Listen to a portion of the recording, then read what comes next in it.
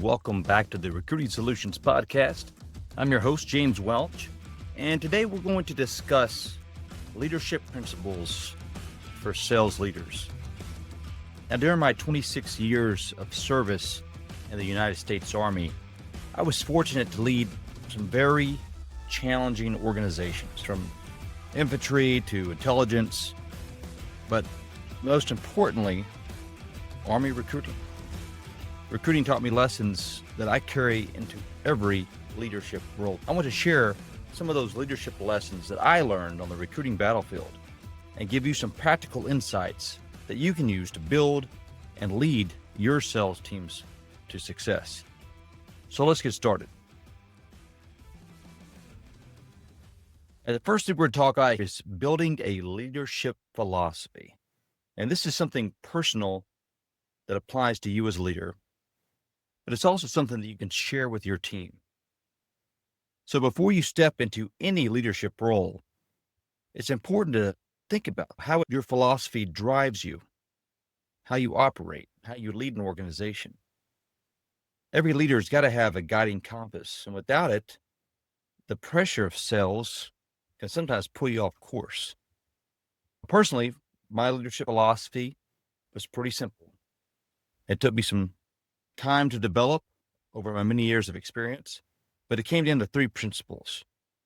And those are servant leadership, leading by example, and seeking balance. And that philosophy showed up in every decision I made, from how I recognized excellence, how I handled setbacks. Whenever I made a decision, I always thought about those principles.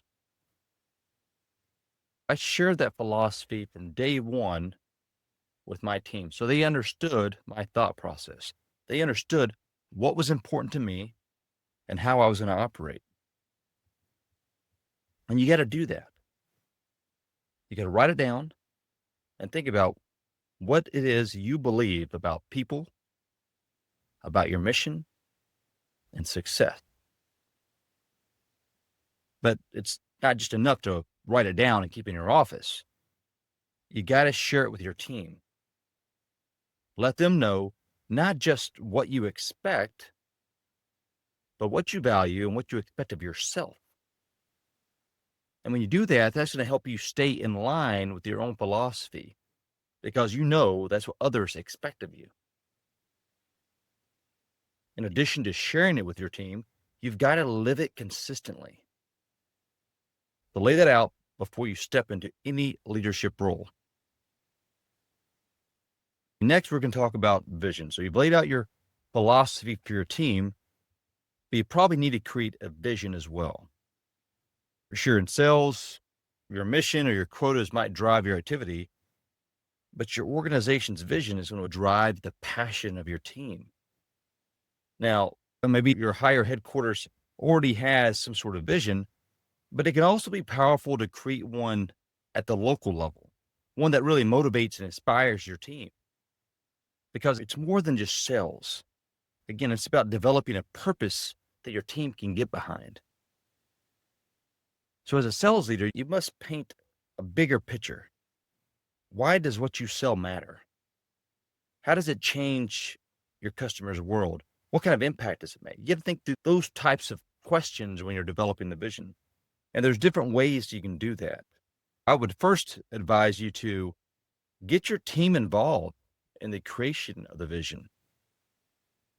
That helps with buy-in. Their input is going to really help you create an effective vision that they can all get behind. In other words, if you just do it yourself, that's just words on paper. So there's lots of ways you can do that. Now, I used Simon Sinek's Start With Why as a way to get my team thinking about not only what we do, but why we do it and the impact it has on the customer. Because you don't just want to talk about what you sell, you got to think about how it connects to the impact you want to create. And with that vision, have your team establish some goals. And this can be at the individual level and at the team level. And when you do establish those goals, put them in writing. Maybe you could put those along with the vision, right? We know what we're driving towards. why it's important, and here's our goal. One way to do this, I encourage my team to carry cards with not just the team's mission or the team's goal, but their personal goals as well. What is it they're trying to achieve professionally or personally in their life? And those are reminders of what they were working towards. So when I was out and about as a leader, I'd ask them, could I see your card? Let's talk about your goals. How can I assist with those goals? And that's something that sales leaders can also do. And finally, think about a motto or a phrase, something that your team can rally around. And it can be something simple that everyone can own. But the bottom line is have a motto or a phrase that resonates with your team. And again, get your team involved in helping create that motto. But the ultimate thing is this, is when you get your team involved and you create a vision, they're not just working for a sales number. Now they're working for a common purpose. And that's really what you need to succeed. Next, we're going to talk about flexibility. The bottom line is you can't lead everyone the same way. So how do you do that? You've got people in different areas, different walks of life, different geographic areas in which you're working. You got to meet your people, and that's going to require you to get out of the office. It's very, very difficult to lead behind a desk and get to know your team and the challenges they're experiencing. So when you can, go out, do some ride-alongs on sales calls, sit in on some of those prospecting sessions, and watch how they give their sales pitch. Right? That's going to really open up opportunities for you to see your team in action and get to know the individuals on your team. Second, you might have to adapt to individuals. Now, what do I mean by that? Well, some of your sales reps are going to respond to different things. Some are going to need encouragement. Others may need a little more accountability. Some really thrive on competition. Maybe others really need some collaboration with teammates. But the bottom line is you got to get to know your direct reports and figure out what makes them tick. And again, very, very difficult to do that over the phone and behind your desk. You got to get out, talk to them, figure out what drives them to excel. And then finally, you got to set clear standards. But you also have to allow some freedom within a framework. You don't want to micromanage, but you can't let chaos creep in either. So establish some guardrails and your expectations, and then let your salespeople do their job without your constant oversight. And when you lead this way, your people are going to know you're invested not only in their success, but their well-being. They're not just numbers to you. If you're out in the field and they're seeing your face, they're going to know you care. Next, it's important to consider how you motivate your team. Now, motivation is not just about hype. I'd argue, much like our discussion previously, it has to do with your presence. And I saw this a lot in the different Army units in which I served. My soldiers didn't need me to give a speech every week. But what they did need was for me to show up when morale was low or there was some significant incident, to call them or give them a pat on the back when they crushed a goal or did something great, and just be available even when the mission felt impossible. As a leader, you can't underestimate your ability to impact the morale of your team, and your presence is going to make a difference. So how do you do that? Well, lots of ways. Number one, celebrate the small wins. Maybe it's weekly progress that you're going to recognize, not just quarterly or long-term results. And when you find those wins, call individuals, congratulate them, or recognize the team, whatever it may be. And if you have the opportunity, get out and recognize them in person for their efforts. And as we've discussed in a previous episode, help your subordinates create a stretch goal, otherwise known as a BHAG, a big, hairy, audacious goal that's really going to stretch them, push them to pursue something bold, take their efforts to the next level. And again, if they're struggling, be visible. It's not just about showing up when they're doing something great. Show up when things are difficult as well. You're not there to belittle them or denigrate them for having a rough time. You're there to assess the situation, show your support, and hopefully you can figure out what levers you can pull to help your team be successful. And then ultimately, motivation is about the connection you have to your team. They've got to know that their leader has their back. And if you're not out there, if you're not helping recognize excellence, if you're not helping them when times are hard, recognizing those small wins, they're not going to, you have their back. Now, this next one can be tough for some people, but it's extremely important for a sales leader, and it's radical transparency. And I would argue this is one of the most powerful tools for any leader in any organization, but particularly sales. You should be transparent with the entire team's performance. Everyone on your team should know the numbers and know where they stand among their peers. And that doesn't mean that they're publicly shamed, but there's some power in seeing everyone's names on a sheet with their level of production. It motivates those who are doing well, and it can push those who aren't doing so well. But you can't be afraid to share that information among your team. People have to know where they stand. And as a leader, you must ensure everyone is getting individual feedback. You should be sitting down with your direct reports at least once a quarter and having a conversation about their performance. And it's not just your poor performers. This is everybody. You owe it to them to be transparent about the performance, your expectations. And if they're not doing so well, what can they do to improve? But you got to give them that feedback. Here's some different ways you can do that, by the way. Maybe you have some dashboards where everyone can see the numbers, or maybe you send out overall numbers on a weekly or bi-weekly basis. Allow them to see their performance among their peers. You got to get the honest feedback. And again, this is not to publicly shame or deride someone. You remember the old saying, praise in public, coach in private, right? So we're talking about these one-on-one conversations, but you have to have them. A lot of leaders are either too scared or shy to have those hard conversations, but you owe it to your subordinates. You have to do it. And finally, own your mistakes as well. Leaders have to admit their errors. And when you do so, it's going to build trust with your team. You can't pretend to be perfect. You're going to screw up every now and then. And it's okay to have that discussion with your team and own up to your failures. You got to be candid and be transparent about your actions.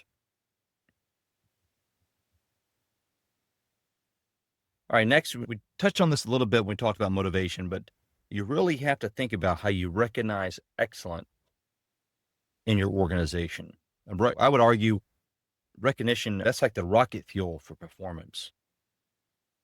But there's a balance. This only works if you're rewarding the right things. And I'll give you an example. Let's say you have 5 salesmen in an area, and you're going to recognize the top performer. But when you look a little closer, you realize the top performer actually didn't do that well. In fact, he really underperformed. He just happened to do a little bit better than the other 4 salesmen. The fact is they all performed poorly. So in my mind, you probably shouldn't recognize that person, because if you do, you're going to be rewarding failure and telling them that, hey, I get it. You only made 60% of your quotas, but wow, that's really great.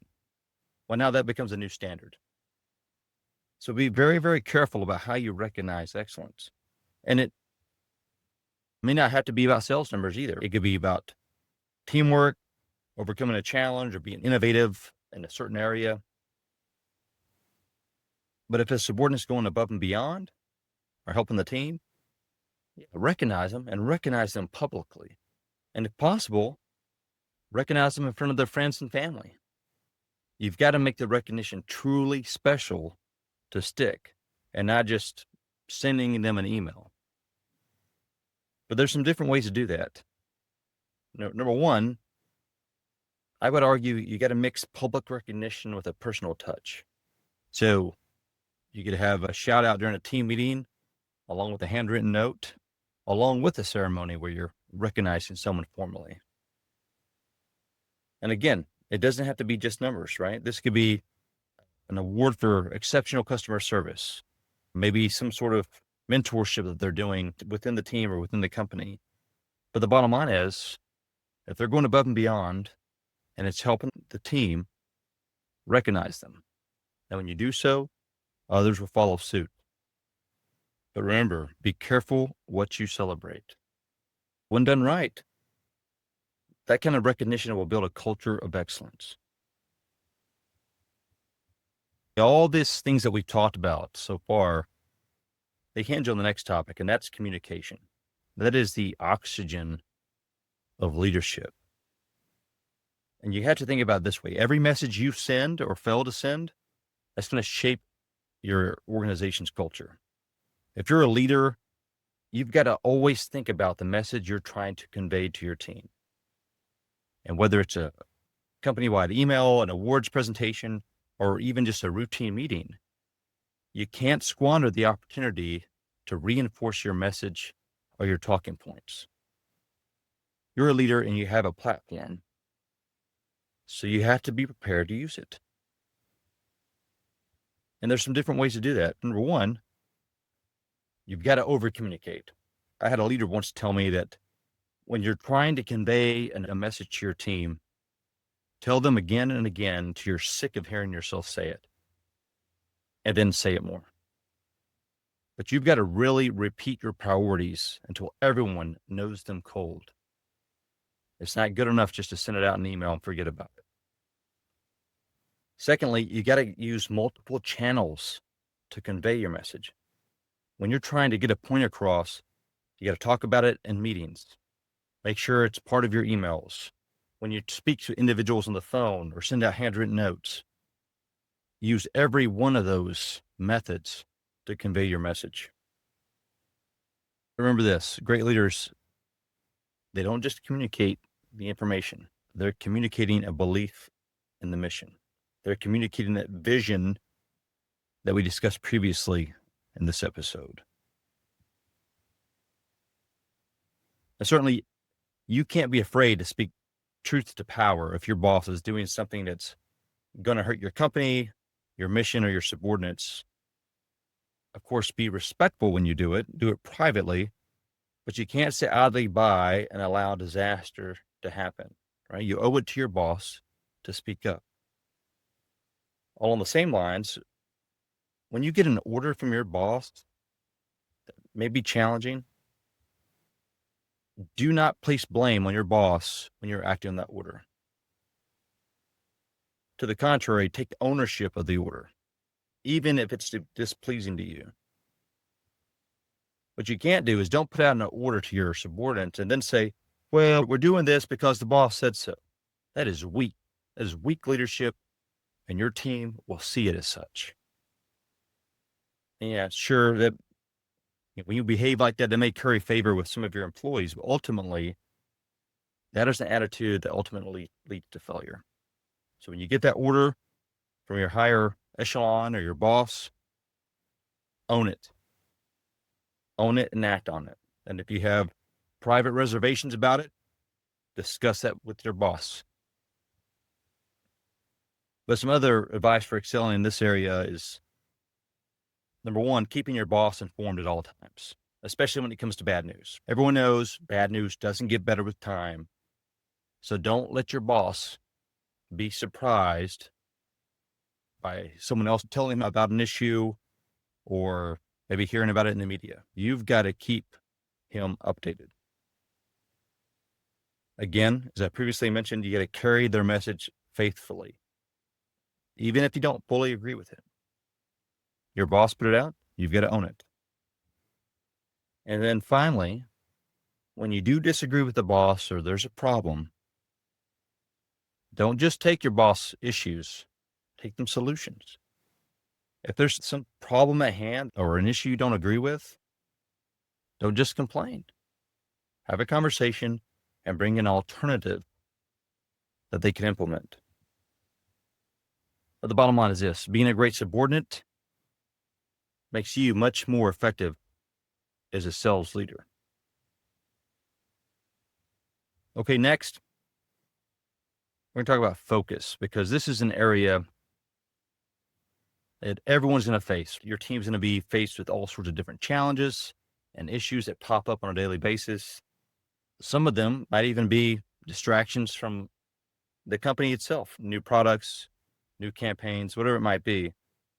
But the bottom line is this: you cannot let all those different things distract from the main objective, and that is selling your product or service.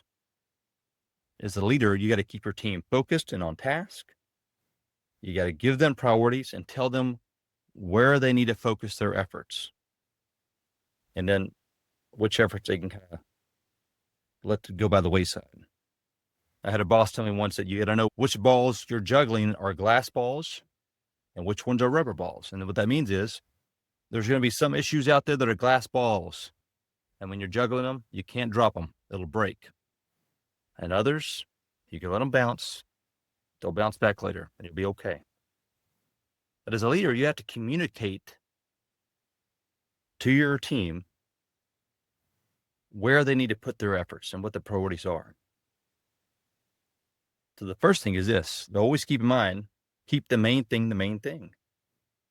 Decide what matters most each quarter and drive it home. There's nothing wrong with telling your team, hey, here's the top 3 priorities for this quarter. Here's the areas that we're focusing on.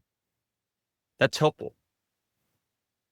Conversely, if you give them 30 priorities, not helpful at all. There's no way they can focus. So think about how you can assist them in keeping the main thing the main thing. Secondly, you got to protect your team from unnecessary busy work.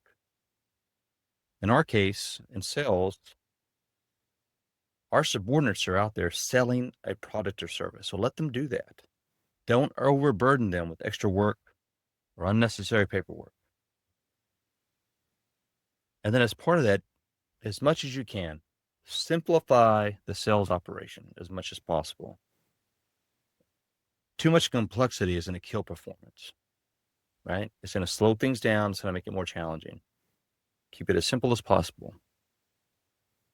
And remember this: focus is a force multiplier. When you give your team focus and you give them priorities, they're going to be much, much more successful than they would be otherwise. Okay, another issue that you sometimes see in sales, and this is something that's extremely important in the Army, is training.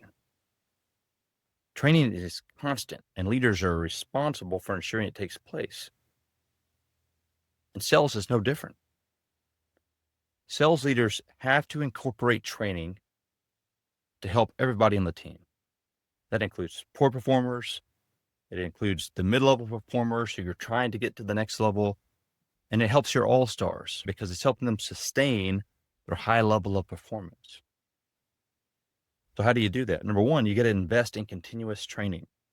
More likely than not, you have some onboard training when you get a new employee, and that's great. But it's got to be consistent and integrated into everything you do. Secondly, you got to rotate training styles. Different training methods resonate with different people. It could be role playing, peer-to-peer, having a guest speaker or somebody else come in. You could even include your all-star performers talking about their techniques to the rest of the team. But you got to make sure that training is taking place on a variety of different ways. And then lastly, I believe you got to lead from the front. So when you're doing this training, if you're a leader, don't be shy about stepping into that role playing or how to handle objections, whatever it might be. Get involved, show them you care, and set the example. It's good for you to learn. It's also good for them to see you participating. Because when the leader trains alongside the team, their credibility is going to skyrocket. And no matter what you're doing as a leader, you got to lead with a personal touch. And that's what we're going to talk about next. Leadership is deeply personal. Yeah, you might have a title, and of course, if you're in the military, you have a rank, but that's not what drives people to perform for you. They work for leaders who care, leaders that care about them, and leaders that care about the mission. And there's some practical ways to do this. I'll give you just a few things that I thought were really helpful for me as a leader. And the first one is calling new hires before their first day at work. So as a leader, you may or may not be involved in the hiring process. But regardless, if you know someone's coming on board, reach out to them, welcome them to the team. This will set the tone. It's also going to help you get to know them.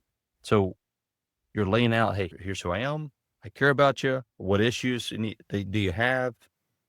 And then once they arrive, you can go a little more in depth.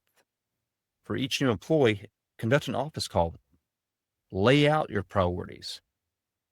Tell them what's important to you and what they need to do. And then get to know them better. And then at the same time, if you have team members who are leaving the organization, when you can, conduct exit interviews yourself. It's really powerful to hear why people are leaving. Sometimes it's for personal issues. Other times it's because they're fed up with what's happening in the organization. And you as the leader need to understand that so you can fix it. So have those conversations and ask for candid feedback from team members who are leaving. And then finally, when we talk about leading with a personal touch, send personal notes to your team. It could be for a variety of reasons, right? But have some stationery with your company letterhead on it, whatever it might be, maybe personal stationery. But send out notes to recognize high performance or just say thank you. Those handwritten notes are going to go a long way with your team. So what I would recommend is add that into your schedule. Have some dedicated time each week just to sit down, and maybe your administrative assistant or your secretary kind of helps you keep track of those items, and just write notes every week. It is powerful, and your team members will appreciate it. I know there's a lot to take in, but as we close this podcast, please take some time to think about your role as a leader and how you might instill some of these principles that we've discussed today. But I'll tell you this, when you implement those principles, you're not just going to help your team be successful. You're going to have a team that's loyal, that's motivated, and who's unstoppable. And they're going to be dedicated not just to the mission, but to the team. Thank you for joining me on today's Recruiting Solutions podcast. I hope it was helpful to you. And if you did find it valuable, please share it with a fellow leader and subscribe for more. You can also connect with me on LinkedIn. And if your team is ready for some customized training or consulting services, whether you're in sales or military recruiting, look us up at recruitingsolutionsllc.com. That's recruitingsolutionsllc.com. You can drop us a line there or just give me a direct message on LinkedIn. But that's it for today. Here's wishing you less stress and more success on the recruiting battlefield.